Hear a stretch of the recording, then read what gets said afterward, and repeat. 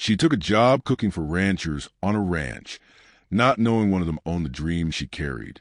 The train whistled low as it crawled to the wild belly of the land, slicing between hills that had never learned about a time.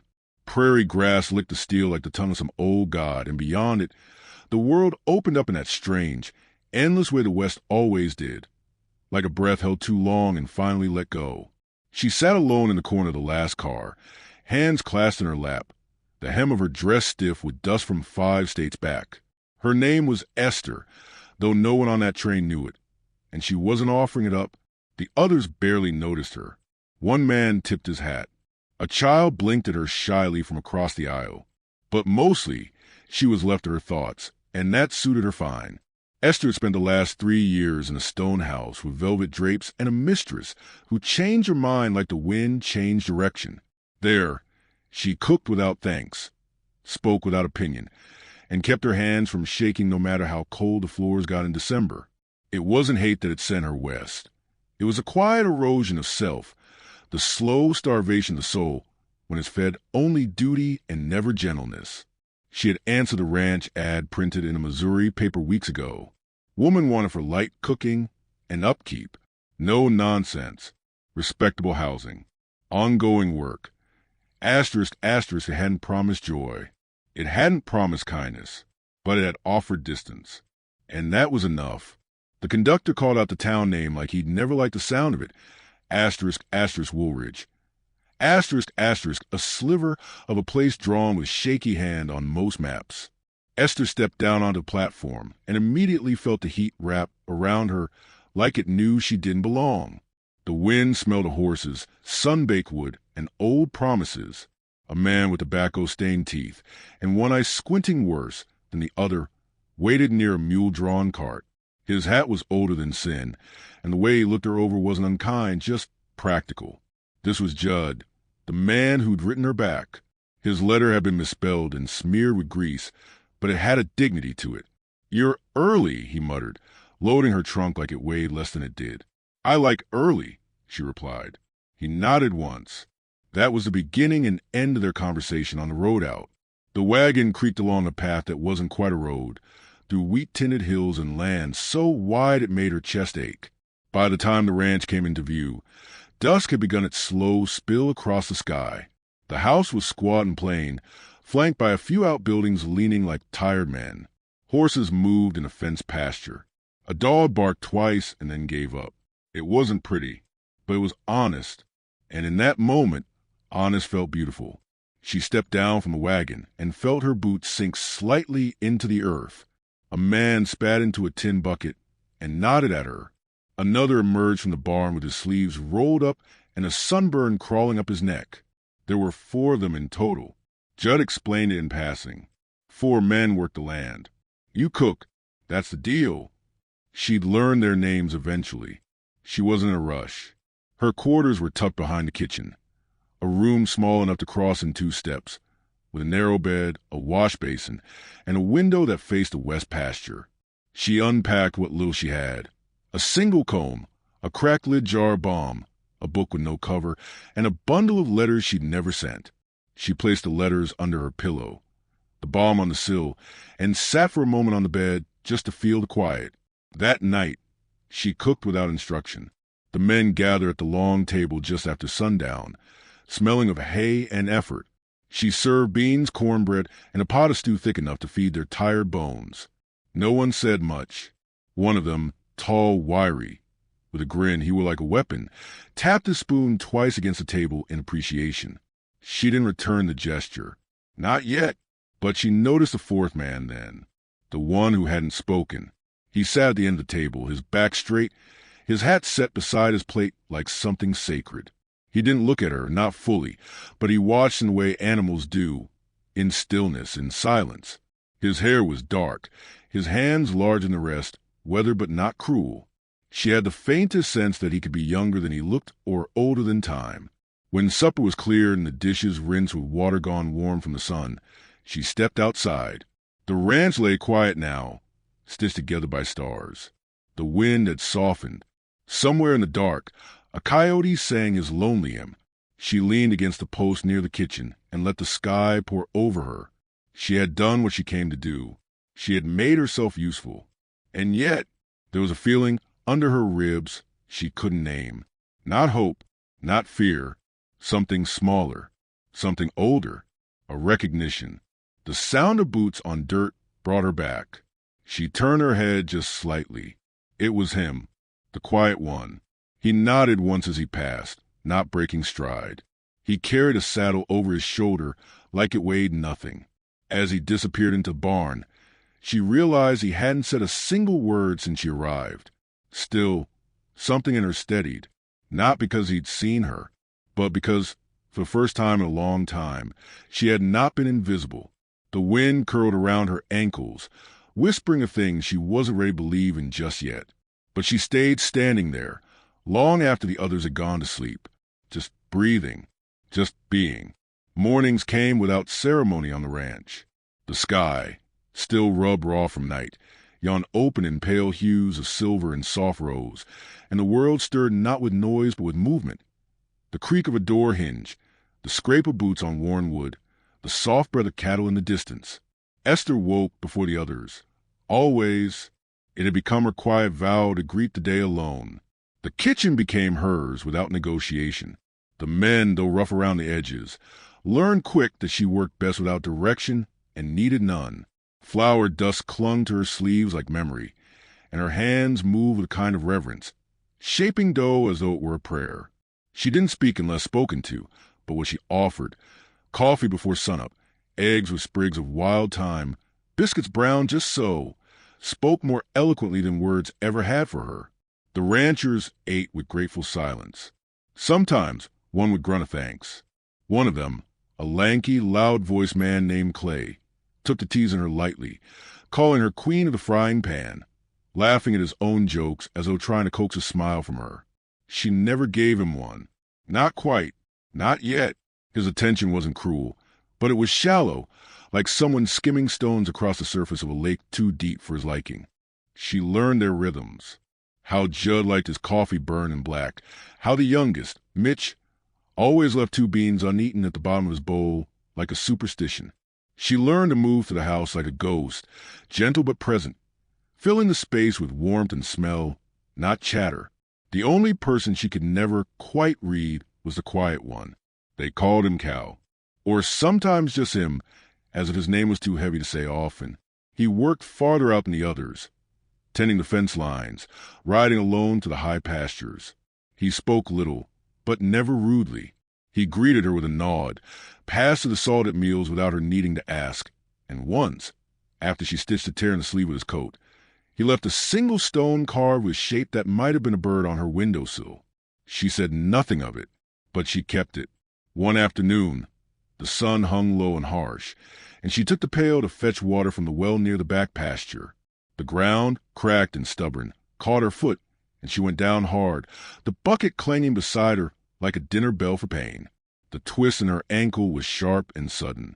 She sat, breath caught somewhere in her chest, unable to cry out. When she looked up, he was there. Cal hadn't been visible before, not a soul had. But now, he stood at the edge of the field, dust haloing around him. He didn't ask, didn't hesitate. He came forward, lifted her without ceremony but not without care, and carried her back toward the house. She could feel the steady thud of his heart through his shirt. It wasn't the touch that startled her. It was the absence of fear inside it. He set her down on the porch bench and disappeared inside, returning with a damp cloth. He knelt, unwrapped her boot, and pressed the cloth gently to the swelling. She wanted to say something, to thank him, maybe, but no words came, only silence, and in it they sat, the warm air thick with something unnamed but mutual. When he rose, he touched the brim of his hat and walked away without looking back. That night, she found a cup of steeped willow bark tea waiting on her bedside table. It hadn't been there before. She hadn't made it. She sipped it slowly, each swallow quieting the throb in her ankle and the louder throb in her chest. Clay's attention grew bolder in the following days. He hovered more, complimented her dress, though it was plain as earth, bragged about the colts he'd broken, asked once if she'd ever danced. She said no, not because she hadn't, but because she didn't owe him that truth. It came to a head the evening she went to gather the laundry off the line. The sun had set, but not fully, and the sky burned soft around the edges. He followed her out under the guise of helping. She ignored him, focused on clothespins and fabric stiff with wind. Then came the hand, light on her wrist, but unwanted all the same. "You got a quiet way," he said. "Too close. Makes a man curious." She didn't flinch, but she didn't smile either. Curiosity don't give you hands. Clay laughed, but his eyes flickered. "Just a touch, sweetheart. You act like I'm some villain. You act like I owe you softness." She stepped back, gathering the last of the shirts, and he let her go, though his pride cracked like glass. He muttered something beneath his breath and wandered back toward the barn, shoulders tight with the weight of a bruise he'd put on himself. She stood a while longer, heart steady, breath even, but fingers trembling slightly as she hung the last cloth across her arm. Later, she found a carving outside her door. Another bird, this one with wings spread. Beneath it, a wildflower lay, dry and pale blue. She didn't know what Cal had seen or heard. Maybe nothing. Maybe everything. But the offering was there, wordless and sure, and something in her eased.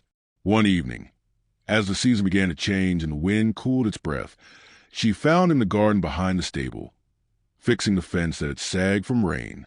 She brought him bread, still warm, wrapped in linen. He didn't speak, just took it gently and nodded. She lingered a while, watching him drive nails with practiced care. "I used to think quiet meant empty," she said, her voice barely louder than the wind. "Now I think it just means full of things that don't need saying." He looked at her, really looked. Eyes like river stone, dark and holding years she couldn't guess. Then, slowly, he reached into his pocket and pulled out a sliver of wood. Another carving. A horse this time, legs folded beneath it, as if resting. She took it, not as a gift, as an answer. That night, sleep came softer than it had in years. Not because anything grand had happened, but because someone had seen her. Not watched, not wanted, just seen. The days stretched on, stitched together by chores, meals, and the strange comfort of mutual silence. There was no thunder in their closeness, no sudden declarations, but it grew like ivy quietly and surely. Still, there was something unsettled beneath it all, a tension not of fear, but of waiting, as though something inside the land itself was holding breath. She could feel it, in the way the other men glanced at Cal when he passed, in the way Judd never corrected him, not even once, and in how Clay had stopped teasing her altogether, his pride too bruised, his glances colder now. She began to suspect that Cal was not who he let them think he was, and that realization settled into her ribs like a question she hadn't yet earned the answer to. But she knew this. Silence can hold more than noise ever could, and in the hush between dawn and dusk, she was building something steady, wordless, and real. Autumn bled slowly into the land, brushing the grass with strokes of gold and rust, softening the light so it lingered longer on the faces of men and the edges of barns. The air turned cooler, cleaner, with a sharpness that whispered the winter waiting just beyond the hills. Esther felt it in her bones each morning, the shift, the quiet tightening of time. She had fallen into a rhythm so natural it felt as though she had never lived another life. Her days unfolded like pages in a well-loved book. Rise with the dawn, tend the stove, knead the bread, listen to the world without asking it for anything more than space. The men came and went. Clay, once cocky and talkative, now kept his distance, speaking only when needed, his pride still limping. Judd grew gentler, in his own stiff way, occasionally offering to chop wood or carry water when her limp returned in the cold. Even Mitch, sweet but clumsy, had taken calling her ma'am as if she were a figure both respected and distant. But it was Cal who occupied the still places in her mind. He remained a man of sparse words, but his presence had grown thick with meaning. He worked before the others woke, sometimes not returning until after dark. She'd find signs of him, though. A second bucket filled beside the well, fence posts set straighter overnight, another wooden carving left just inside her door. A wolf this time, watchful, alert. Once, She caught him brushing one of the horses just before sunset, his hands moving with a tenderness that seemed to come from some secret well inside him. The animal leaned into his touch like it had waited all day for that exact moment. Esther watched from the barn door, a dish towel still in her hand, and for a long time neither of them spoke. She thought he might turn, acknowledge her with a word, or even just a glance. But he kept his eyes on the horse, whispering something she couldn't hear. Not for her. Not yet. The mystery of him wrapped around her thoughts like fog around a mountaintop. She didn't ask questions. But the ranch did, quietly. Questions hummed in the corners of rooms, in the way Judd deferred to Cal when decisions were needed, in the strange silence that followed whenever his name was mentioned beyond earshot. Esther felt the truth pressing up from underneath the surface like spring water beneath stone. It broke open one evening, when the sky was an ocean of bruised clouds and the wind carried the scent of coming rain. Judd had gone into town for supplies, and the others were stringing new wire along the southern fence. Esther brought sandwiches and a jug of cider, as she often did when the work pulled them too far to return by noon. The men gathered gratefully, sitting cross-legged on the dirt, boots dusted with hours of labor. Cal stood apart, as always, leaning against a fence post, arms crossed. Mitch, ever loose-tongued, pointed at him and said, through a mouthful of bread, "Can't believe the boss man himself is slumming it with the rest of us." Clay stiffened. Esther paused. Cal didn't move. "Boss man?" she asked, softly, almost as if speaking to the breeze. Mitch's eyes widened, realizing too late. "Didn't he, Judd, didn't?" Clay cut in, voice low and sharp. "Cal owns a ranch. Every acre of it. Bought it 5 years ago with inheritance money and a bad temper. Judd just manages it on paper, so Cal doesn't have to wear the title." Esther blinked, but her face didn't change. Cal turned slowly then, looking at her, not ashamed, not proud, just open, like a door unlatched by the wind. No one spoke after that. Back at the house, she washed the dishes with steadier hands than she expected. Her thoughts were quiet, not stormed with betrayal, but filled with something else, something tender and strange. He had owned this place all along, had sat at her table like any other man, eaten what she made without entitlement, carried water, mended gates, carved horses and wolves and birds not to impress but to share. When she stepped outside, the air was thick with the promise of rain, and Cal stood at the edge of the pasture, watching the sky the way others read scripture. She approached slowly, her boots pressing soft prints into the cooling earth. "You let me believe you were just a hired hand," she said. He didn't turn. "I never said I wasn't. You never said you were."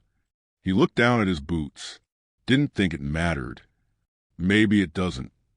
The silence stretched long between them. Then, "I didn't want to be treated different," he said. "Didn't want this place to feel like something I had to perform. I needed to work it, feel it, be part of it, not sit above it." She studied him, the way his voice softened on the word be, the way his shoulders didn't shrink when he told the truth. "You're not what I expected from a man with money." "I ain't what I expected either," he said, and this time he almost smiled. The rain came down softly, not a storm but a sigh. She stepped closer, pulled her shawl tighter around her, and stood beside him, not under him, not behind. "You carved the birds," she said. "And the wolf." He nodded once. "Why?" He shrugged. "Didn't know how to say what I saw in you, so I carved it instead." Her breath caught in her throat, not from surprise, but from the rare ache of being understood without needing to ask for it. They didn't speak again that night, but she felt him near, a presence like firelight you don't need to look at to feel. The next morning, she woke before dawn as usual, but paused before heading to the kitchen. She took the carved wool from her shelf and set it by the window, just so, like an answer, like a yes.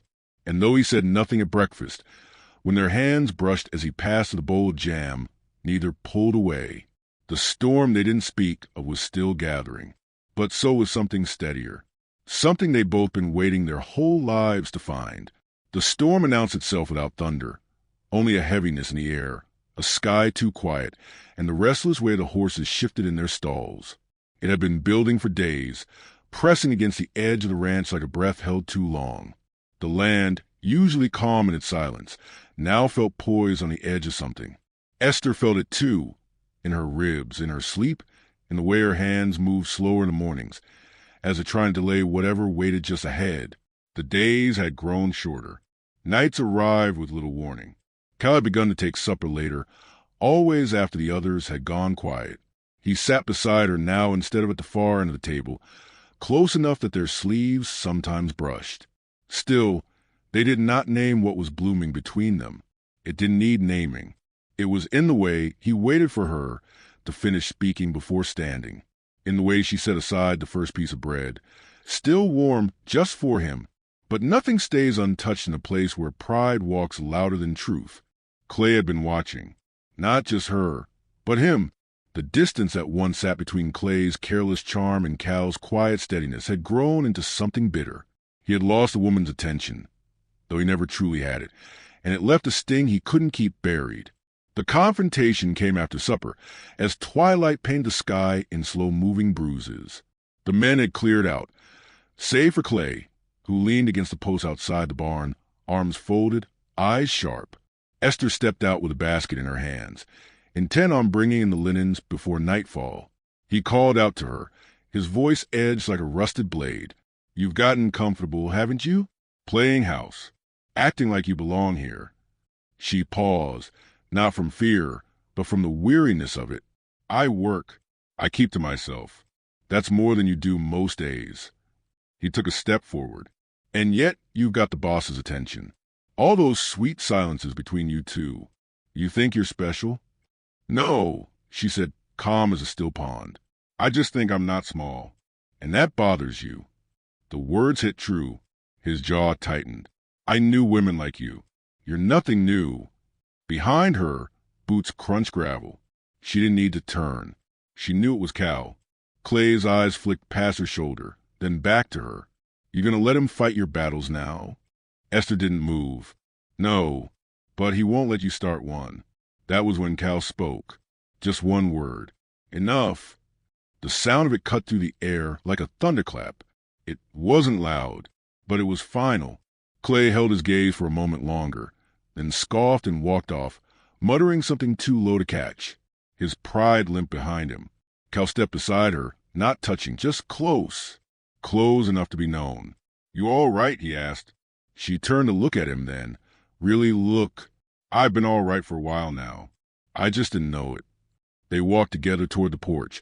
The wind began to pick up, and when they reached the steps, she touched his arm, light as breath. "Why didn't you tell me sooner?" she asked. "About the ranch. About everything." He looked out over the field, where the wheat bent low in anticipation of rain. "I needed to know what this was without the name I carry.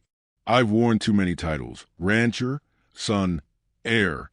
I didn't want to wear another one that made you look at me different." "I never looked at you different," she said. He turned to her then, eyes dark and full. "No, you didn't. That's why you matter." Lightning whispered across the clouds, a silent flicker in the distance. She could feel the storm moving in now, slow and deliberate. They didn't go inside. "Not yet. I used to believe love had to come loud," she said. "That it had to sweep in, make declarations, turn everything upside down. And now I think maybe it just needs to stay. That's the harder part." He nodded, and then without force, without fanfare, he took her hand. It fit into his like it had been waiting, not trembling, not shy, just sure. The rain came gentle at first, tapping against the tin roof like a song played soft for only them. Inside, the others readied the stables, checked the latches, lit the lanterns. But she and Cal remained on the porch, still beneath the darkening sky, as if nothing could reach them here. He told her pieces of himself in that quiet, how he came to land too young, after a father who left debts in both coin and memory, how he tried to run the ranch like a man twice his age and lost himself in silence, how carving helped when words didn't, how, the day she arrived, he had almost walked away, afraid of what seeing someone could stir in him again. "You saw me," he said, "without me needing to ask for it." She squeezed his hand. "You gave me room to be someone worth seeing." They stayed there until the rain grew heavy, until the storm settled in earnest. And when they finally stepped inside, something had changed, not between them, but within them. The following days were wet and slow. Work moved indoors. The ranch breathed quieter, cozier. Esther taught Mitch how to bake bread.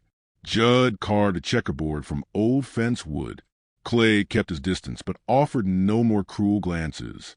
Cal began to fix up the spare room, beside hers. Didn't say why. She didn't ask. One morning, she found a bundle of wildflowers by her bedside. The petals were blue and stubborn, pressed from the dirt despite the season. Beside them lay another carving, a doe and her fawn, curled in a bed of leaves. She held in her palm along, while before placing on her shelf beside the wolf. Spring would come. It always did. And in its own quiet way, so had she. She had taken a job meant for survival. What she found was a home, not made of timber or stone, but of silence shared, pain understood, and the hand that stayed when it didn't have to. Somewhere, far from the noise of the world, they had built something wordless and unbreakable. And it was enough. If you enjoyed this Wild West story moment, don't forget to like the video, subscribe for more heartfelt tales, and hit the bell icon so you never miss the next chapter on Frontier.